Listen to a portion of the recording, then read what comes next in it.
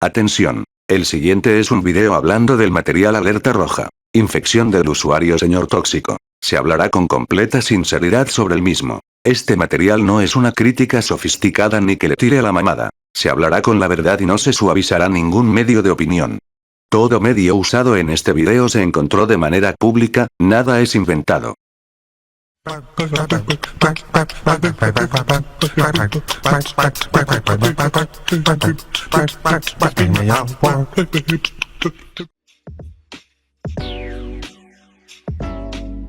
Muy buenos días, tardes o noches tengan todos, sean bienvenidos a un nuevo video, regresando al punto fuerte de este canal.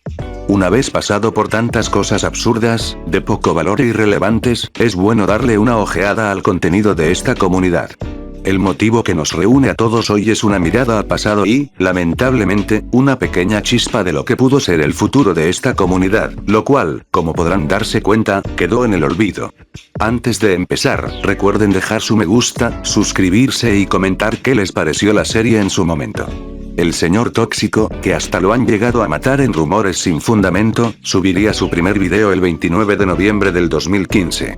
Hace casi 9 años, siendo que ya va para la década de haberse emitido.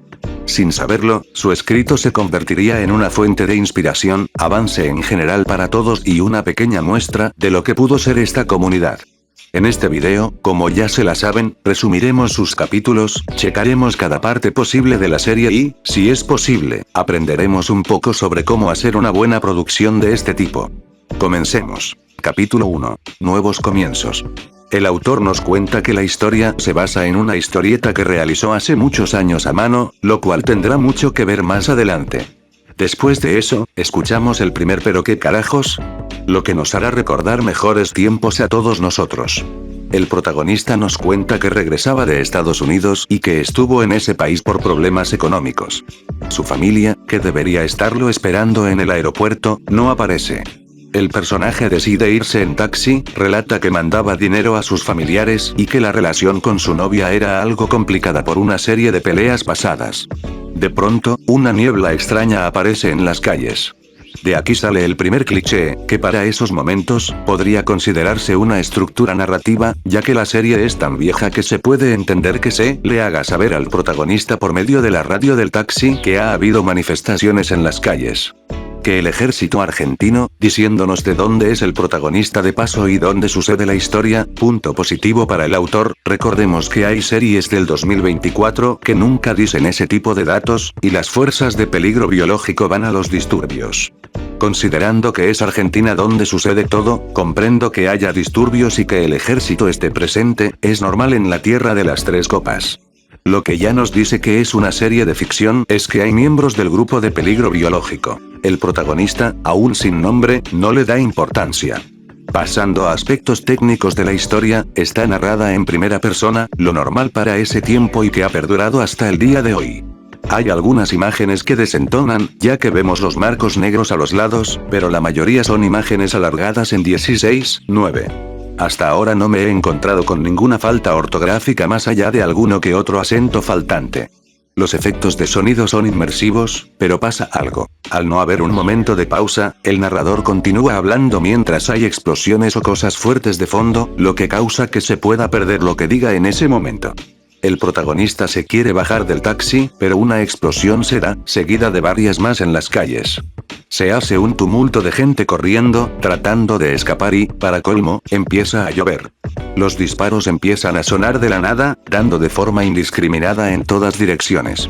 El protagonista comienza a llorar, lo cual es un punto bueno. Me hubiera gustado más que se escuchara un efecto de llanto, o que se prolongara más ese momento, pero para la época y ser el primer y único escrito conocido del autor, se entiende que sea de esa forma. El protagonista escapa del lugar como puede, con los militares disparando a todo lo que se mueva. Luego de esto, se nos muestra una reacción humana y realista del personaje, al marearse y vomitar tras tremendo shock que es ver gente muerta, explosiones cercanas y disparos sobre su cabeza. Como dije en otros vídeos, esto es una demostración de que un personaje es humano. A diferencia de otros protagonistas de la época y alguno que otro actualmente, este sí reacciona ante cosas fuertes y contextos no aptos para sensibles. Algo que se me hizo un poco surrealista es que haya gente que se suicida en el caos. también que el personaje principal hable tranquilo, recuperándose de la nada de todo lo que pasó. Un hombre anciano nos cuenta que hay noticias de personas infectadas y que en la noche autobuses vendrían a recoger a la gente. Como pueden ver, las cosas van en chinga, no sabemos ni cómo se llama el protagonista y ya está todo el desmadre de la infección. Como mencioné en la crítica de Bacteria Eficaz, se debe de encontrar un punto medio en todo el desarrollo de un escenario como estos. Ni muy pronto ni tampoco te extiendas por 20 capítulos. Total que el protagonista se desvía de toda la masacre y corre por callejones, tratando de advertir a la gente que los militares vienen a continuar con la matanza. Estos lo ignoran, causando que él vaya a su casa. Nos dice que se cubre con una playera para evitar que el virus lo matara, algo que no vuelve a ser tocado en la serie. Por fin llega a su edificio de departamentos y su casa. Para su sorpresa, no había nadie ahí. El protagonista comienza a llorar al no encontrar a su familia, enojado y con una música que representa a la perfección todo lo que pasa. Una buena escena que funciona transmitiendo todo lo que quiere transmitir. Se dispone a buscar en las noticias lo que puede. Se nos dice que el virus carcome el tejido, daña el cerebro, es letal para el organismo y que es un derivado del virus de la rabia. Le cuentan que el gobierno evacuará a la gente directo a Chile. Se informan de suicidios masivos y que Inglaterra creó el virus como arma biológica. A diferencia de lo que hacía Bolivia con virus prehistórico, donde solo metía trama política a lo güey y sin fundamentos, aquí es un poco más creíble que Argentina haya sido atacada por Inglaterra de esa forma por el pasado conflicto real de las Islas Malvinas o las Falklands, como gusten llamarlas. Es fantasioso, poco realista y algo flojo, pero es algo más creíble y con fundamentos que, ay güey, es que los gringos malos, güey, quieren invadir Mexichangolandia, güey, porque son malos, güey. Ya te dije que son malos, güey. Por lo que no se considerará como algo malo todo este trasfondo sobre el virus. Algo que siempre teoricé es que los suicidios eran causados por el virus, pero como nunca se muestra que sea así, quedará en algo más agregado a la crisis del momento, creada por el autor para dramatizar más el momento de inicio de la catástrofe que terminaría con su mundo. En el minuto 18:08 pasa lo siguiente. No podía creer nada de lo que estaba escuchando. ¿Una alerta roja? Es lo más grave que existe.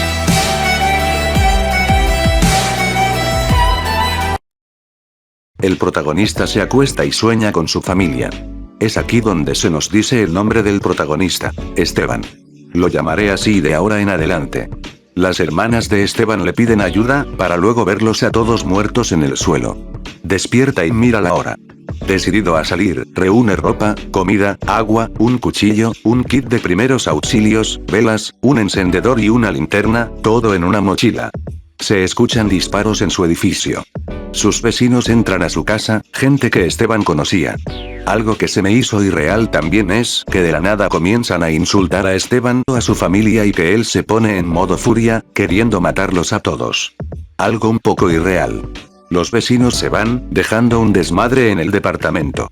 Total, que Chile los manda a la verga, nada nuevo. Y Uruguay es quien les dará asilo. Ahora, regresando al video de Bolivia, repito lo que digo ahí, es necesario tener un contexto geopolítico sobre el asunto.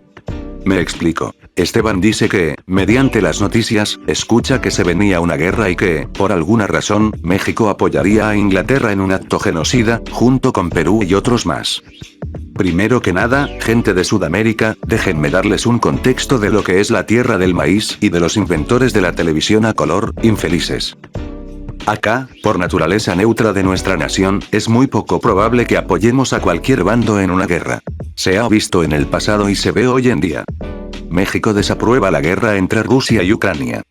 Por lo que puedo aclarar que, por mucho que los escritores de Sudamérica, o de mi mismo país, quieran que nosotros, tanto como población así como nuestro gobierno, apoyemos un genocidio que se extiende en forma de virus, es muy, pero muy poco, por no decir nada, probable. Entiendo que quizás el autor era joven y que quería darle una clase de tensión política, pero insisto, como dije con Bolivia y su serie del dinosaurio violador. Investiguen bien el contexto geopolítico actual del mundo y de los países que quieran usar. No se trata de poner cosas por poner. Si quieren implementar algo como lo del señor tóxico, adelante, no digo que no lo hagan. Solo hago hincapié en que primero hay que estar seguros de qué va a pasar y cómo se darán los hechos. Por ejemplo, pongo la película Amenaza Roja, tanto la original como la versión nueva de Fox, donde China, Rusia y Corea del Norte invaden Estados Unidos, esto mediante un aparato que crea un pulso electromagnético. El contexto, aunque fantasioso debido a los gastos militares de invadir un país que está al otro lado del mundo, es creíble en este mundo ficticio por las relaciones de tensión y conflicto que persisten hasta hoy en el mundo real con dichos países. Repito, investiguen, tengan en claro qué van a hacer y desarrollenlo lo mejor posible. Si no, quedan mal.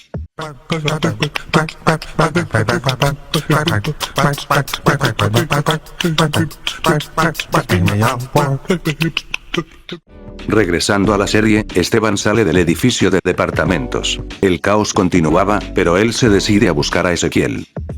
No logra encontrarlo, por lo que va a la zona de evacuación. Los militares se enfrentan a los infectados. Algo que me llama la atención es que hasta ahora ningún personaje hable con jerga o acento argentino. Quizás pase más adelante, así que no juzguemos desde antes. Esteban termina debajo de un puente con cuchillo en mano y escuchando la alarma de evacuación, así termina el episodio. Ahora, la cosa aquí es que, por alguna razón desconocida, el autor borró el segundo capítulo. Eso ya tiene bastantes años y el motivo sigue sin saberse. Por lo que tuve que buscar en un canal ajeno, el cual estarán viendo en pantalla, donde pude ver el capítulo. El capítulo 2, Pasado Pisado, comienza con Esteban presentándose y contándonos algo de su vida, su familia, su país y su infancia, además de cómo se fue separando de sus amigos. Este capítulo sirve como trasfondo para el personaje principal. Esteban se reúne con Ezequiel en el centro de evacuación, donde le cuenta que su novia, Jessica, probablemente lo está engañando desde hace más de un año. No he descrito mucho de este capítulo, y entiendo por qué puede ser que el autor lo haya ocultado o borrado. No aporta mucho a la trama. El pasado triste del protagonista, donde sus ex amigos lo molestaban, quizás era una autoinserción. En general, más allá de todo lo mencionado, no hay nada que influya en el desarrollo futuro de la historia. Capítulo 3, Extrañas situaciones. Esteban lidia con la presión de ser un cookie, además, argentino, lo cual resulta peculiar. Esteban Guarnizo cuenta que preferiría estar en Estados Unidos y, finalmente, los suben al autobús, aunque sin llenarlo por completo. Hablan de los infectados, finalmente llamándolos zombies. Christian, uno de los del bus, comienza a decir tonterías, y se menciona al supervisor. Recordemos que esta serie estuvo en el auge de The Walking Dead, donde términos como el gobernador, el director y el supervisor se hicieron muy usados en la comunidad. Al menos, eso pensaba. En este caso, no fue hasta muchos años después, al ver la serie Fallout, que aunque tengo varios de los juegos en Epic, realmente nunca los he jugado, que entendí que al señor tóxico le gustaba mucho Fallout. Total, que por simplemente decirle a un morro castroso que se calle, el supervisor amenaza con dejarlo morir, XD. Esto es una tontería. Se supone que el gobierno aún existe, ¿quién es ese güey como para decidir si lo corre o no? Como veremos más adelante, la presencia de Esteban Guarnizo no es muy dañina en el refugio, y hasta tenían camas de sobra, por lo que me pregunto por qué había un número limitado de personas en el refugio. Les dan una droga y duermen todo el viaje. Y a Esteban le da un ataque de tos, y los demás, como buenos latinos, piensan que es un leproso. El supervisor cuenta que Inglaterra lanzará una bomba nuclear en Argentina, porque ya a la chingada, no les bastó con el pinche virus. Ahora también van a cargarse el país completo. El supervisor se pone y cañón, chingando a Esteban al decirle que su familia se murió, y Belén, un personaje que hasta ahora estaba chingue y chingue al protagonista, ya lo trata bien. Total, que no dejan irse a Esteban, y les explican a todos, incluyéndonos, cómo está conformado el refugio. Escuchan por la radio que en Argentina ya hay 20 millones de infectados por el virus, y que además hay una guerra en curso. No sé ustedes, pero siento que Bolivia agarró esta historia para hacer sus mamadas después, porque además de repetir varias cosas, tanto la guerra como los infectados por el virus no son muy relevantes en la historia. Antes de que se me emputen en los comentarios, déjenme terminar de analizar los capítulos y veamos cómo continúa todo esto. La bomba atómica detona a la chingada. El supervisor nos cuenta que los zombies pueden morir de un simple disparo, y que como tal no son zombies clásicos. Como podemos ver en la introducción e imagen de miniatura de la serie, están basados en 28 días después. El resto del elenco se encuentra con sus familias y, en conjunto, comen. El episodio termina con Esteban y su sección yendo a dormir. Episodio 4. Punto de quiebre. ¿Recuerdan que les mencioné cómo Bolivia había tomado inspiración en la historia de Señor Tóxico y que se notaba más capítulo a capítulo? Bueno, parece que también lo hicieron en el nombre que se pusieron. Bolivia antes se llamaba Bolivia Novelas 123, y en la presentación del video del capítulo 4 se ve como Señor Tóxico antes se llamaba Señor Tóxico 123. Es algo curioso y que no tiene nada que ver, pero igual lo menciono. El capítulo comienza con la familia de Esteban yendo al grupo C en el refugio 19. Están lejos de Esteban, pero al menos se nos confirma que están vivos. Es una pena que la historia no continuara, espero que hayan disfrutado de la presencia de la familia de Esteban, porque aparte de algunas menciones más, no vuelven a aparecer. El nuevo personaje es Nacho Ibáñez, un soldado del ejército argentino. Este capítulo es más una introducción al personaje y sus hazañas antes de ingresar al refugio. Por cierto, aparece la novia de Esteban y el tipo con quien lo engaña, pero al igual que la familia, no vuelven a aparecer, por lo que no es relevante. Capítulo 5. Lisavirus. Regresamos a la trama principal. Esteban despierta en medio de la noche. Revisa los registros del supervisor buscando a su familia. Nacho, el soldado, se encuentra con Esteban. El soldado cuenta que se infiltró en el refugio y que busca pruebas para incriminar al supervisor porque, al parecer, él mandó a ejecutar gente en las calles. Y busca que le hagan un juicio. No sé quién se lo haría si arriba ya está todo calcinado, pero lo dejaremos pasar. Durante la comida del día, se deja en claro, junto con todo lo demás de los días anteriores, que vivir en el maldito refugio es como estar en una dictadura chilena. No puedes ir al baño sin pedir permiso. Ya ni en primaria de escuela católica, no mamen. El supervisor les pone una maldita radio con todo lo que pasa en el exterior, asustando a todo el mundo. Se pasó de lanza el tipo, la verdad. El capítulo termina con Esteban perdiendo los documentos de su familia y dándole de comer al sargento, en medio de un tumulto en el refugio. Capítulo 6. El refugio de la locura. Se informa que gente del refugio mató a un guardia. Lo que sigue es ver a Esteban tratando de buscar la carpeta, mientras los hombres del supervisor buscan al sargento. Le cuenta a Belén que los refugiados del área 11 fueron mutilados y asesinados. Es un capítulo de transición, por lo que recomiendo mejor verlo para que estén al tanto del desarrollo de los personajes y cómo se mueven en la trama. Algo que debo agradecer y premiar es que no hay fallas de ortografía muy perceptibles. Si haces un oído agudo como el mío, encontrarás algunas, pero no es el caso de que casi toda la serie parezca ser escrita por un niño de 6 años en primero de primaria. Aquí se maneja bien la escritura, sin fallos a la hora de redactar en pasado, sin errores en ciertas palabras, lo cual me hace muy feliz.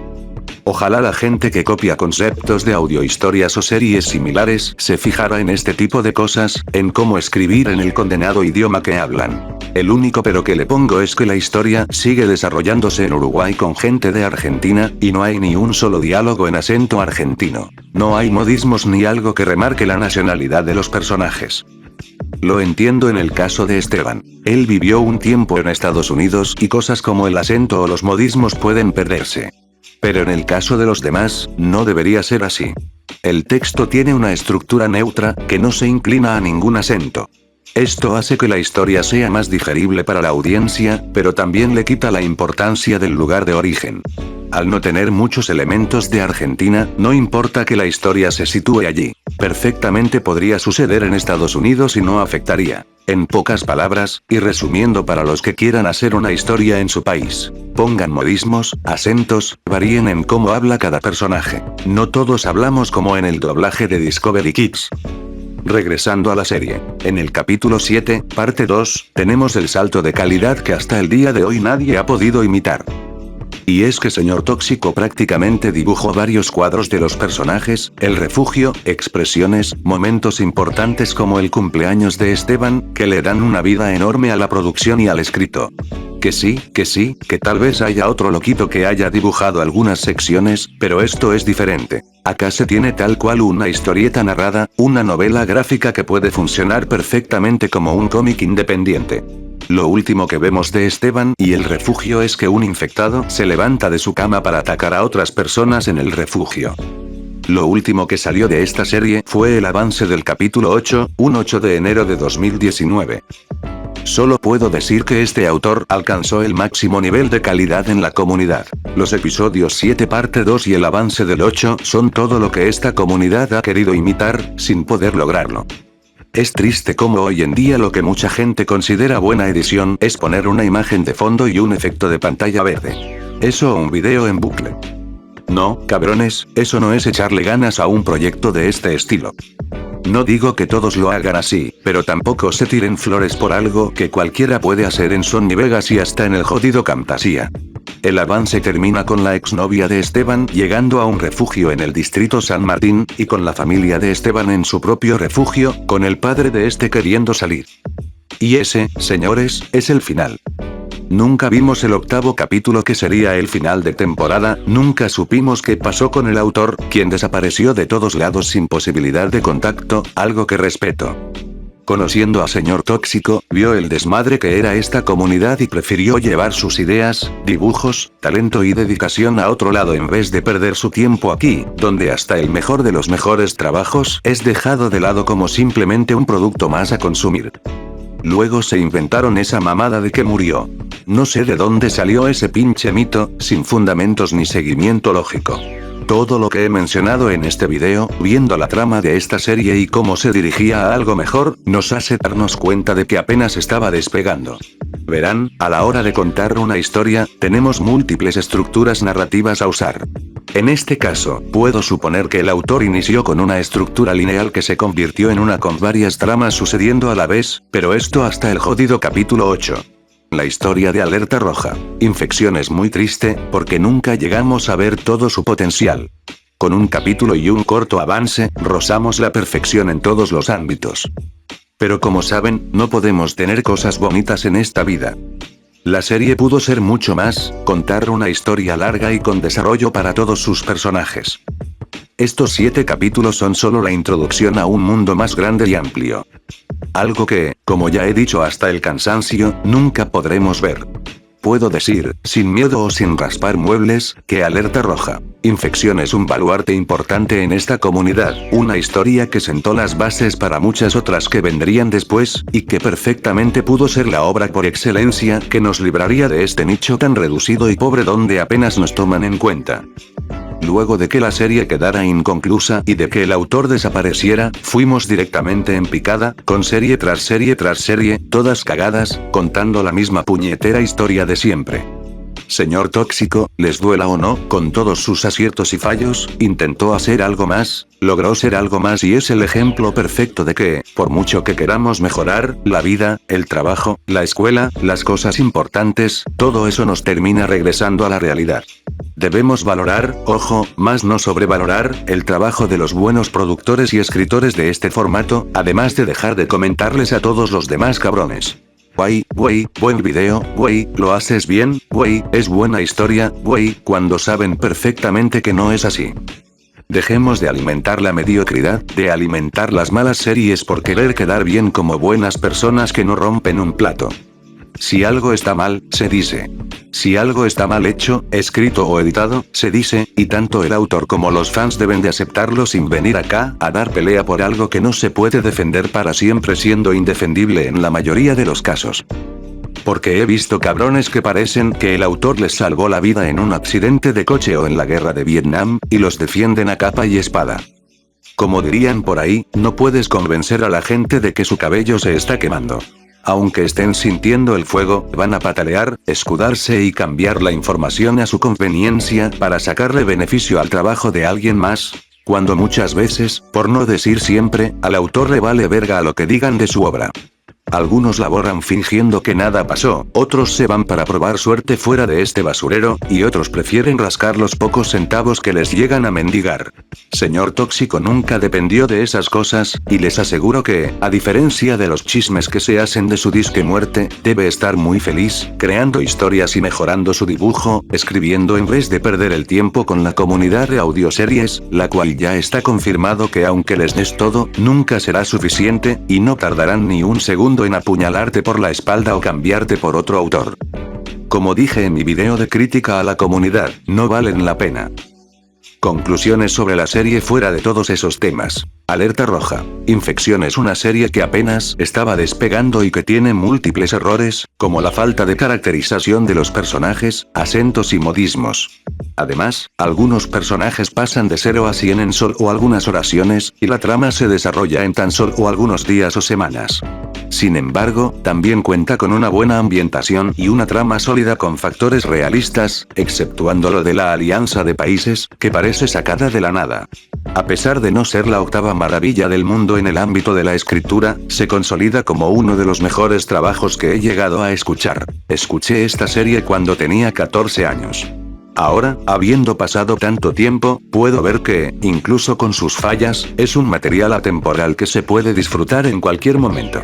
Siempre te dejará con ganas de saber qué pasará con sus personajes, el refugio y el mundo apocalíptico que planteó a lo largo de los capítulos. Le doy un 9 cerrado. No llega a 10 solamente porque nunca se terminó. Aún así, recomiendo verla al menos una vez al año para poder teorizar sobre lo que pudo haber sido, lo que tuvimos, y hasta dónde podemos llegar como escritores.